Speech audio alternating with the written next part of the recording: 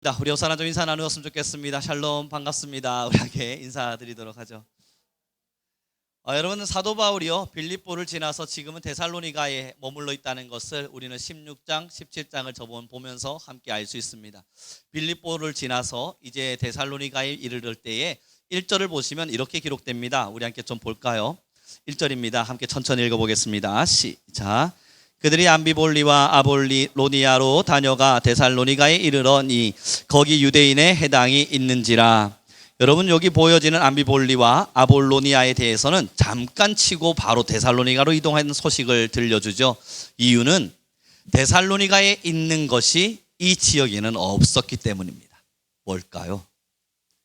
데살로니가에는 이것이 있어서 당장이라도 사도 바울이 갔지만 이 두 지역에는 이것이 없었습니다.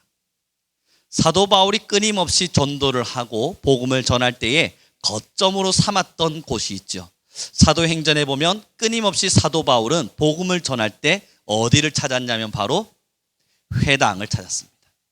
이 두 지역에는 회당이 없었어요. 그래서 스쳐 지나가듯 지나가고 데살로니가에 들어가서 바로 이야기 나오는 2절이 뭐라고 기록되냐면 이렇게 기록됩니다. 바울이 자기의 갈래대로 그들에게 들어가서 새 안식일에, 여기서 이 새 안식이라는 것은 3주의 시간입니다. 3주의 시간 동안 성경을 가지고 강론하며 뜻을 풀어 그리스도가 해를 받고 죽은 자 가운데서 다시 살아나야 할 것을 증언하고 이르되 내가 너희에게 전하는 이 예수가 곧 그리스도라 하니. 여러분, 지금 바울이 갈래대로 3주의 시간 동안 복음을 전했습니다. 어디에서요? 1절에 기록되고 있는 것처럼 회당에서 정했습니다. 여러분, 여기서 우리가 한 가지 알 수 있는 것이요, 사도 바울도 복음을 전할 때 두드릴 만한 곳에 가서 두드린 겁니다. 아무것도 없는 반석가도 같은 곳이 아니라 어느 정도 열려 있어서 내가 복음을 전할 수 있는 상황이 열려 있는 두드릴 만한 곳에 가서 두드렸고 회당에 가서 전함으로 그러한 기부인들의 변화와 사람들의 변화를 이끌어낸 겁니다. 여러분, 참 귀한 것은요, 오늘 본문에 보면 4절에 이렇게 기록하죠. 함께 읽겠습니다. 같이 읽어볼게요. 시작.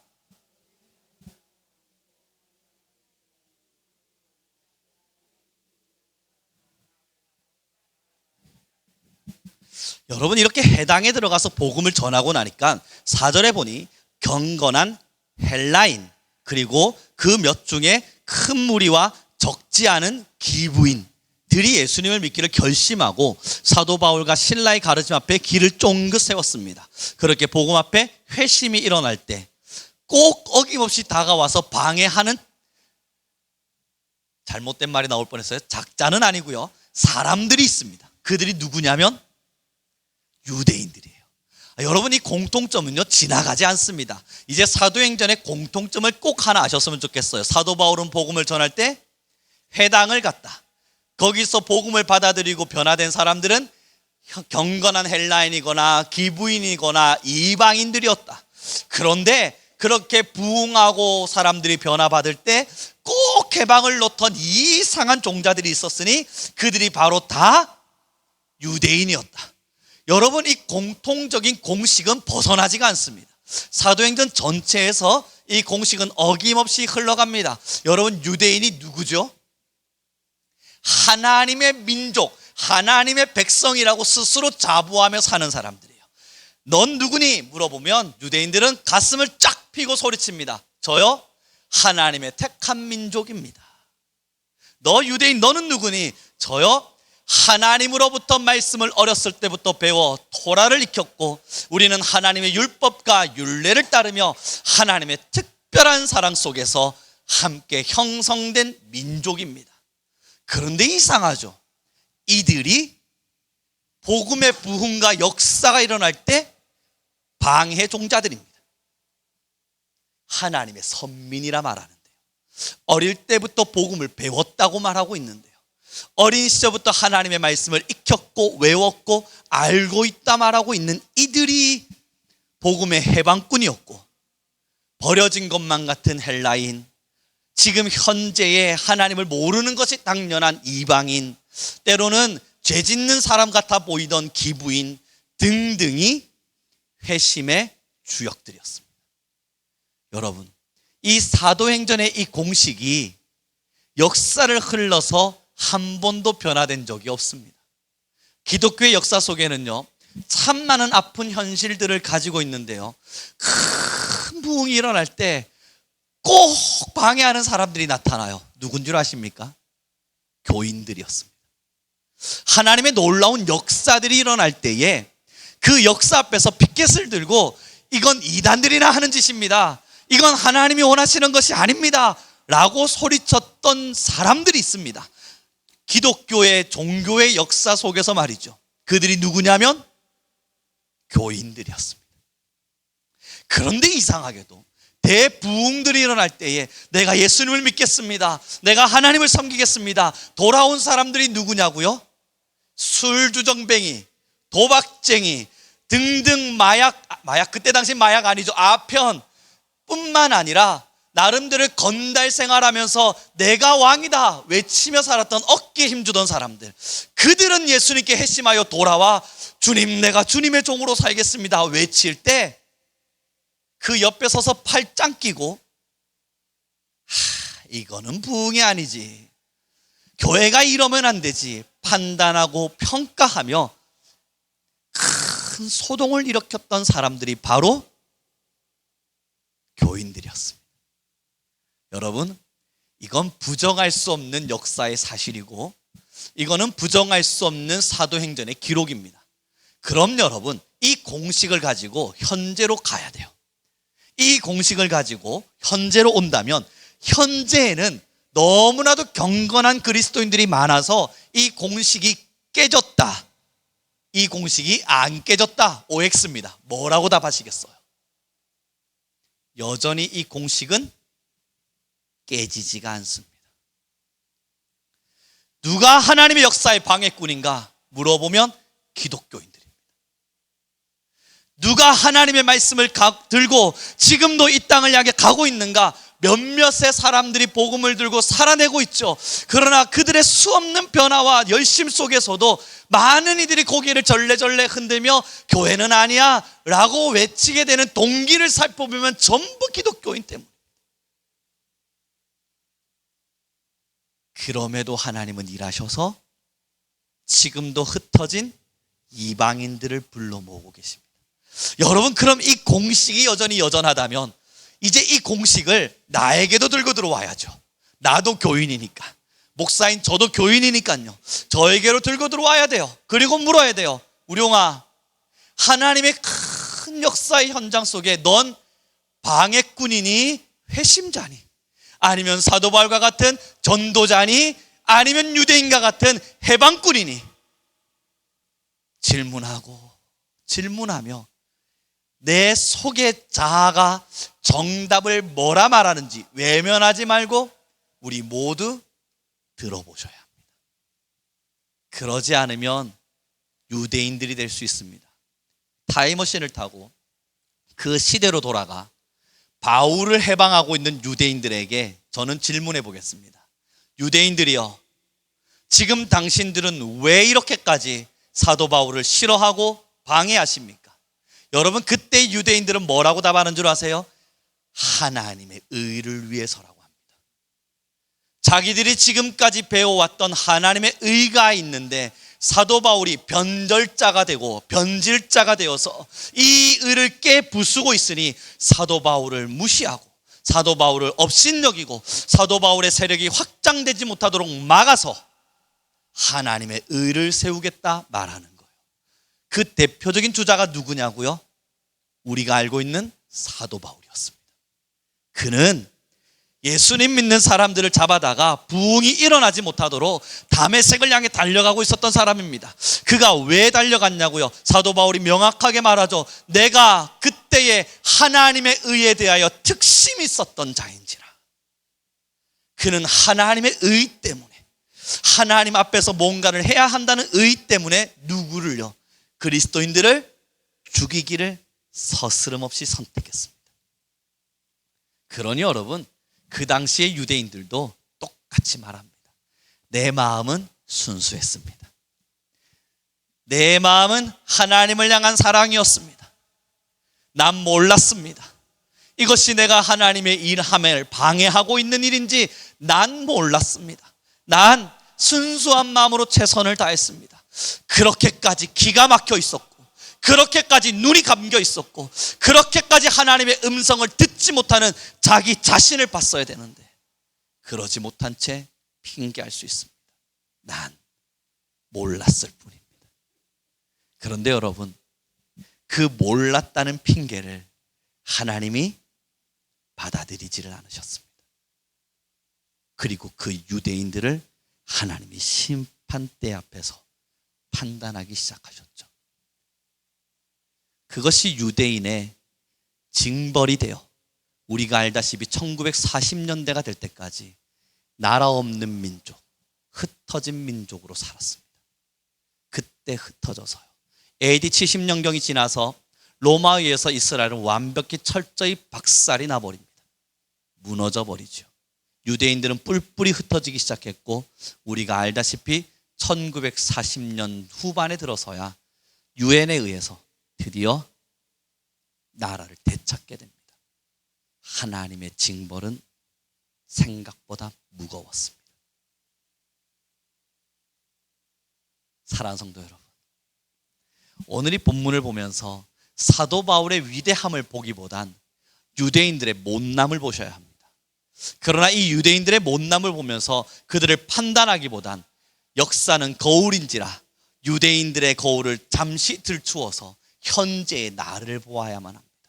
하나님의 역사의 수없는 스토리 속에서 나는 과연 어떠한 발걸음을 걷고 있는가? 나의 의에 취해서, 나의 열심에 취해서, 나의 수고에 취해서, 내가 하고 싶다는 마음에 취해서 내가 하고 있는 것은 하나님을 위한 일이니 괜찮을 거야 라고 하는 하나님의 이름을 가정으로, 하나님의 이름을 그 앞에 내세워서 내 의를 드러내고 있으면서 열심히 달리고 있는 나 자신을 잘하고 있다 스스로 우겨싸듯 믿고 있을 수도 있어요. 사랑하는 성도 여러분, 결국 우리가 지금 서야 될 것은 하나님의 의를 위해서 일을 하느냐 마느냐의 문제가 아닙니다. 더 영적으로 깨어서 내 영안을 열고 나의 눈의 길을 열고, 하나님, 지금 내가 가는 이 길이 아버지의 뜻이 맞습니까? 하나님의 원하심이 맞습니까? 하나님, 혹여 내가 내 의에 취해서 이 자리에서 신앙 있는 것처럼 어깨에 힘을 주며 살고 있는 건 아닙니까? 질문하셔야 합니다.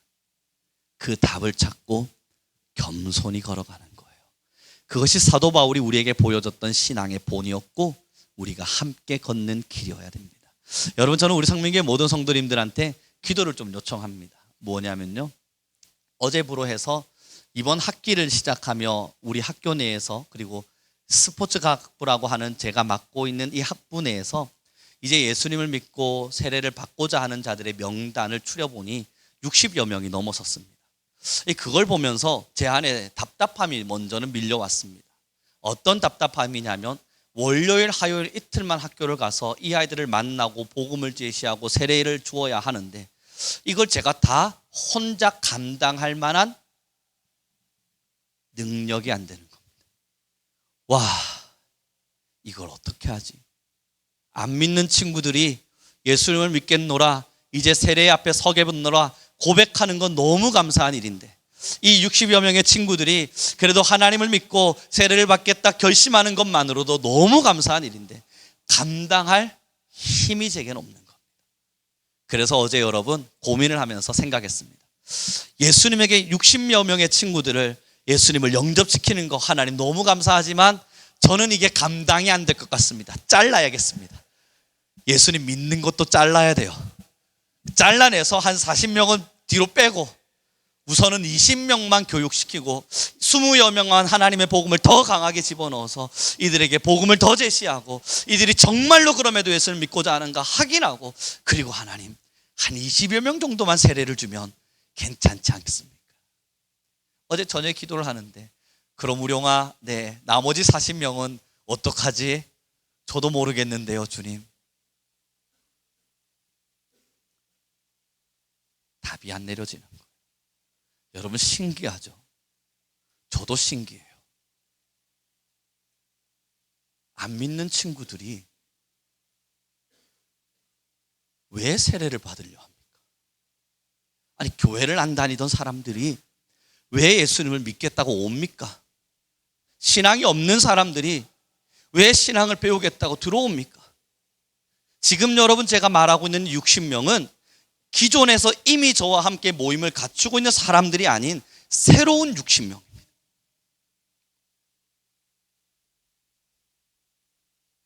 하나님은 여전히 사람들을 모으고 계셨습니다. 하나님은 여전히 믿음의 사람들을 세우고 계셨습니다. 감당이 안 되도록요. 이 20명까지는 제가 어떻게든 치겠습니다. 월요일날 하루 종일 수업하고 이 오후에 저녁에 늦게 나와 집에 들어가지만 일찍 일어나서 화요일날 애들 한 명 한 명 만나가면서 다시 공부시키고 하나님 복음 전하고 변화시켜서 어떻게든 하나님을 믿는 세례자로서 만들어내는 것 감당이 됩니다. 계산이 됩니다. 그런데 하나님 나머지 40명은 계산이 안 됩니다. 그런데 여러분 신기하지 않습니까? 감당이 안 될 만한 것을 주님이 주실 만큼 급한 거예요. 제가 여러분 기도하면서 아버지 앞에 들었던 음성이, 우룡아, 네가 감당할 수 있느냐 없느냐의 문제가 아니야. 네가 체력이 있느냐 없느냐의 문제가 아니야. 너가 시간이 있느냐 없느냐의 문제가 아니야. 지금은 시급하니까, 지금은 필요하니까 네가 감당 못할 것 같아도 밀어 넣어서라도 하라고 하는 거야. 여러분, 변화가 일어나고 역사가 시작되고 믿는 자들이 일어나고 젊은이들의 아버지를 알기로 할 때, 그럼에도 여러분 뒤에 앉아서 가만히 있는 이들이 누군 줄 아십니까? 교인들입니다. 우리는 평가하잖아요. 저도 그랬습니다. 요즘 같은 세상에 복음이 들어갑니까? 안 들어가요. 저도 그랬습니다. 요즘 같은 세상에 갑작스럽게 부흥이 일어난다고요? 이단. 저도 그랬습니다. 젊은이들이 하나님을 믿겠다고 몇 마디 하지 않은 그 몇 마디 속에서 예수님 믿어볼래? 네. 이상하잖아요. 이게 왜 일어납니까? 그냥 지나가다 커피 한 잔 사주고, 얘야 너는 교회 다닐 간상이다, 교회 다녀볼래? 네. 이상하잖아요. 이게 말이 안 되잖아요. 그래서 넌 왜 지금 방금 내라고 그랬어? 교회 다녀보라면서요. 그러니까 내가 교회 다녀보라 그랬지. 그런데 네가 정말 교회를 다니겠다고? 네. 이상하지 않으세요? 뭔가 언변의 대단함도 아니었고요, 저의 지식의 잘남도 아니었습니다. 그래? 그럼 나한테 전화번호 줄래? 네. 진짜 준다고? 알겠어. 전화기 내밀고 전화번호 딱딱 찍고, 그럼 나 연락한다. 네. 이상한 녀석이네. 그리고 만나보면 교회를 가려 해요. 신앙을 배우려 해요. 궁금해서 질문을 해요. 듣다 보면 자기는 하나님이 살아계신다는 걸 믿는다고들도 해요. 그러니 마주할 수가 있어요. 그런데 여러분, 뒤로 빠져 앉아 있는 건 우리였었습니다. 조금만 관계 맺어지니까 핸드폰 내밀고 교회 다니자 했더니 내내 일어나는데, 엄청나게 많은 훈련을 받고 대단하리 많은 전도 폭발의 훈련을 다 외우고도 전도 갑시다, 여러분 가서 복음을 전합시다. 이거 아직 안 됩니다. 왜 안 되죠? 훈련이 덜 됐거든요. 여러분, 제가 훈련을 받아서 전도가 된 거였다면 여러분들한테 이런 말 못합니다. 다시 말씀드린 거지만 그냥 커피 한잔 하다가 교회 다니라고 이야기했는데 내라고 하는 아이들을 만나는 거래요.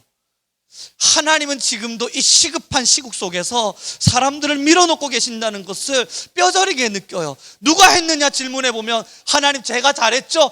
한마디 할 수 없도록 말입니다. 하나님 이건 하고 계시는 거구나, 주님이 하고 계시는 거구나. 나의 언변이 아니고 나의 잘남도 아니고 나의 지식도 아니고 나의 기도빨도 아니고 그냥 정말 하나님이 하시는 거구나 라고 느껴지도록 말입니다. 그래서 세례받을 친구들, 예수님 믿고 싶은 친구들 했더니 아이들이 답장을 하기 시작하면서 온 명단이 60명인 겁니다. 왜 예수님을 믿겠다 그러지 이 친구들이? 왜 예수님을 배워보겠다 그러지 지금 이 아이들이? 그런데 여러분, 저는 한 10명 정도만 오면 된다 생각했는데 60명이나 몰려 들어오니 감당 안 되는데 어떡하지? 생각이 드는 거예요.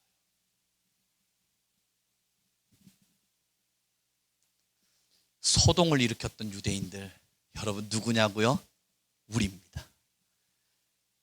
해당을 찾아 들어가, 복음이 들어갈 만한 곳을 찾아 들어가. 다행스럽게도 저는 학교라는 곳에서 교수와 제자의 관계로 찾아 들어가.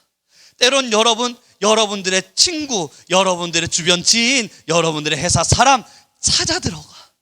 문을 열면 두드려질 수 있는 그것을, 야, 저 성격 봐. 예수님 믿을 성격은 아니잖아. 우리는 예수님 믿을 성격입니까? 야, 저 고집스러움을 봐. 예수님 믿을 만한 고집이 아니잖아. 여러분, 여기서 지금 고집 세기로 따지면 앉아 계신 분들이 여기까지만요. 남몹지 않은 고집스러움이 있지 않으세요? 우리도 믿었잖아요. 오늘의 본문 속에서 많은 기부인들이 일어나고 많은 이방인들이 예수님을 믿기로 결심했던 가장 큰 이유는 하나님이 그들을 회당에 예비시키고 계셨습니다. 우리는 그것만 보면 됩니다. 하나님이 나를 통해 예비시킨 그 사람들, 그리고 그 사람들이 변화받을까? 기부인인데 안 되겠지, 헬라인인데 안 되겠지, 로마인인데 안 되겠지, 그러면 안 돼요. 그러나 가서 전하니 역사는 일어나고 변화는 시작됩니다. 내 편일 것만 같았던 사람들 있잖아요. 저 사람만큼은 내 힘이 되어주고, 저 사람만큼은 나의 든든한 지원군이 되어서 복음에 힘을 실어주겠지. 여러분, 그 사람들이 방해꾼들입니다. 유대인들이 그럴 줄 알았다고요. 그러나 헬라인들도 변화받고 기부인도 변화받고 있는데, 해당에는 그 여인들과 그 사람들도 변화되고 있는데, 꼭 찾아와 해방을 놓던 사람들이 하나님의 사람이라 부름받았던 그 유대인들이었습니다. 여러분, 복음을 받아들일 것만 같은 사람들 믿지 마십시오. 내가 한마디만 전하면 복음을 듣고 나아오리라 생각되는 사람들 거르십시오. 그 사람들은 죽었다 깨어나도 안 옵니다. 남이 전도해야 돼요. 그래서 가족 전도가 제일 어려워요. 내가 1000번을 말해도 1000번 다 나를 욕하며 돌아설 것만 같은 사람, 그 사람입니다. 그 사람이 하나님이 지금 여러분들에게 붙여주신 해당에서 만나야 될 인물입니다.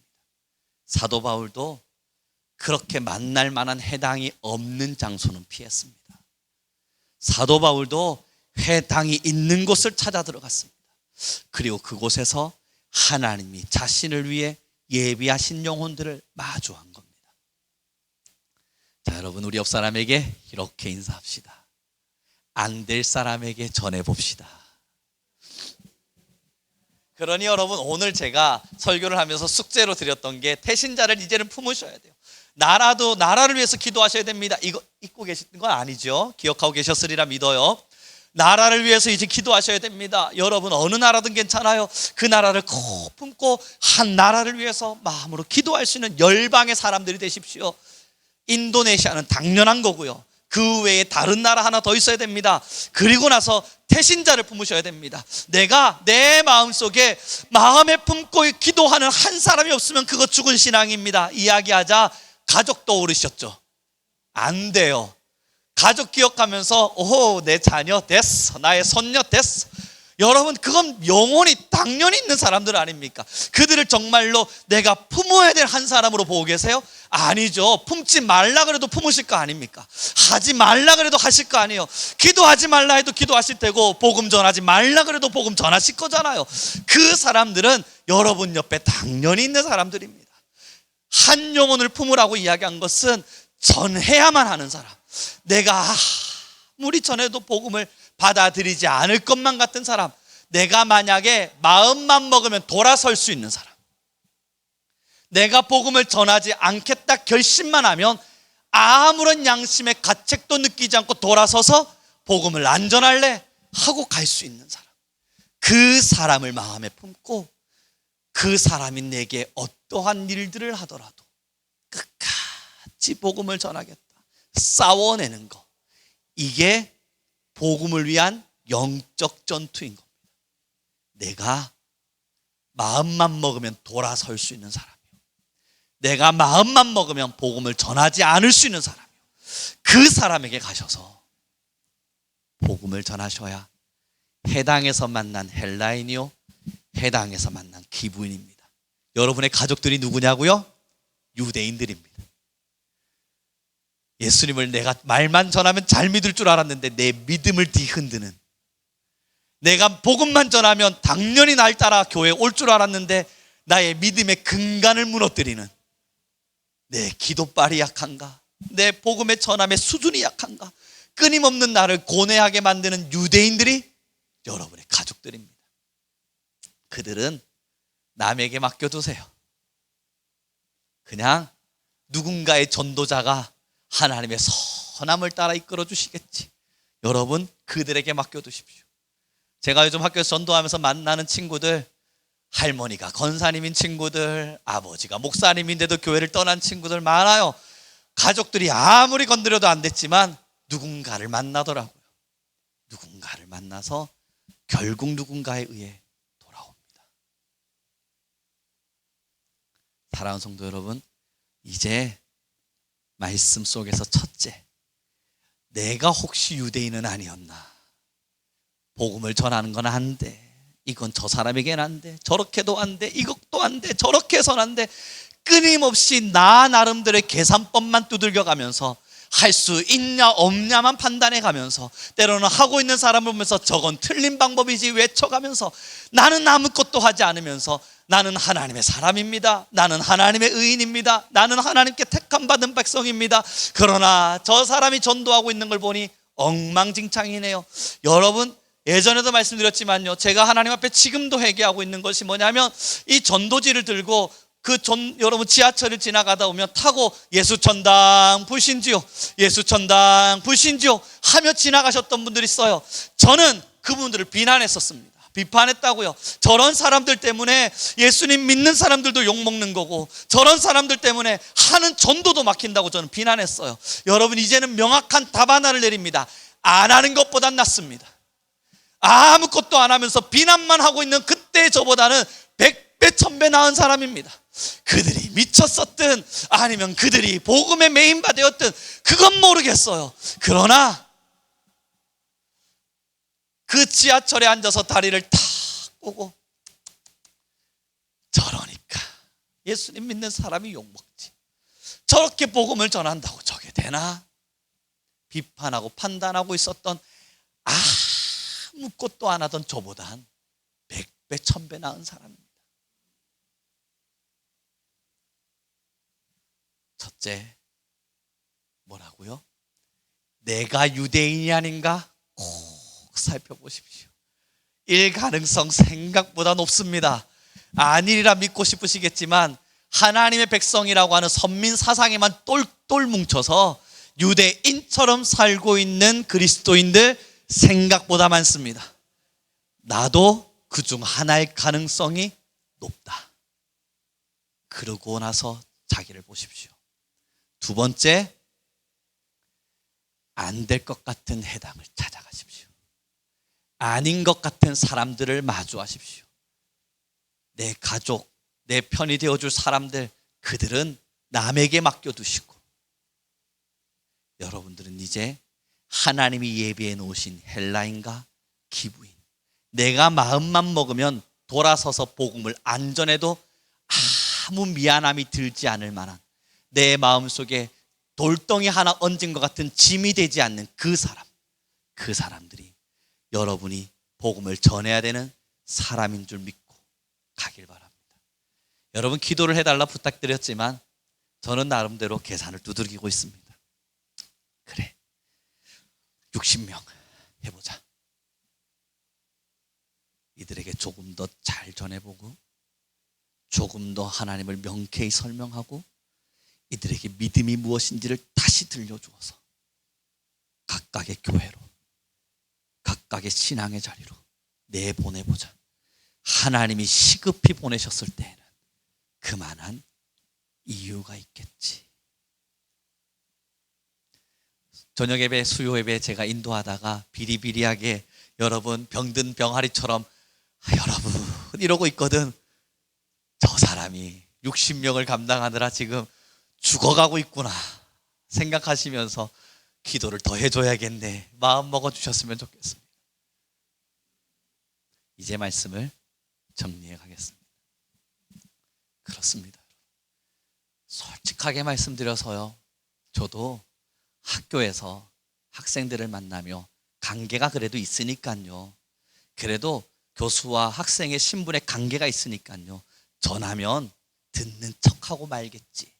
제 안에 있었던 선입견 전해봤자 요즘의 젊은이들이 20대들이 얼마나 마음이 강팍한데 복음을 받아들여 하늘에, 이 마른 하늘에 벼락 떨어지는 확률보다 훨씬 어려운 확률일걸.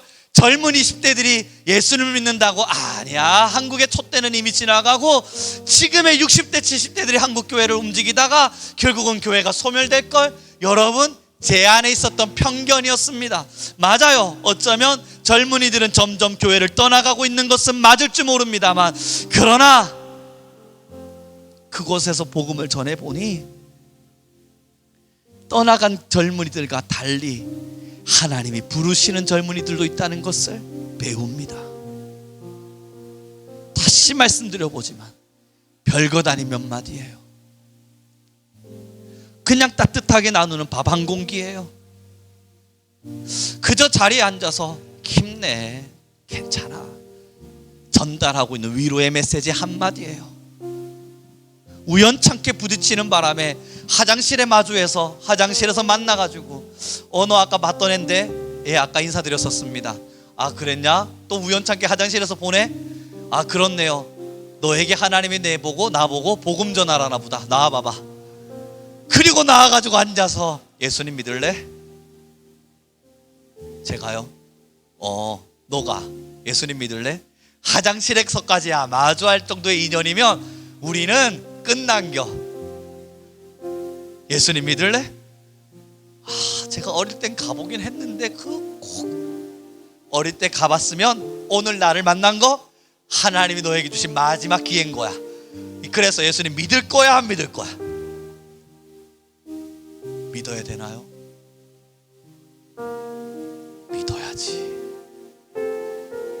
예수님을 믿어야지. 어린 시절에 너를 부르셨던 그 하나님은 여전히 살아계셔서 지금의 너를 부르고 있거든. 응답해라. 하나님의 부르심에 응답해라. 하나님이 너를 부르실 때에 지금의 나의 목소리에 응답해라. 하나님이 그 응답하심 앞에 너의 마음을 열 거야. 좋아요. 그리고 예수님을 믿는 거예요. 관계가 됐으니까 가능한 일일 줄 모릅니다. 회당이라고 하는, 학교라고 하는 그 장소가 준비되어져 있었기에 가능한 일일 수도 있습니다. 여러분들에겐 이렇게 준비된 장소가 없다 여겨질 수도 있습니다. 그러나 여러분 살아내고 계신 그 자리, 여러분들이 사람들을 마주하고 있는 그 자리, 여러분들께서 사람들을 마주하며 오며 가며 한두 마디 섞을 수 있는 그 자리, 친구라, 지인이라, 사람이라 말할 수 있는 그 자리, 거기가 회당입니다. 학교가 저에게는 회당이었을 테고 여러분이 살아내고 계신 그 자리가 회당입니다. 여러분 유대인이 되시겠습니까? 바울이 되시겠습니까?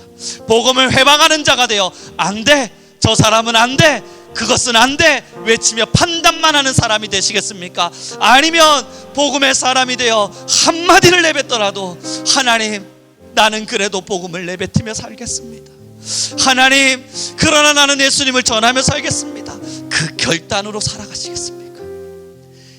100명의 그리스도인들이 있다면 99명의 그리스도인들은 교회에서만 잘났습니다.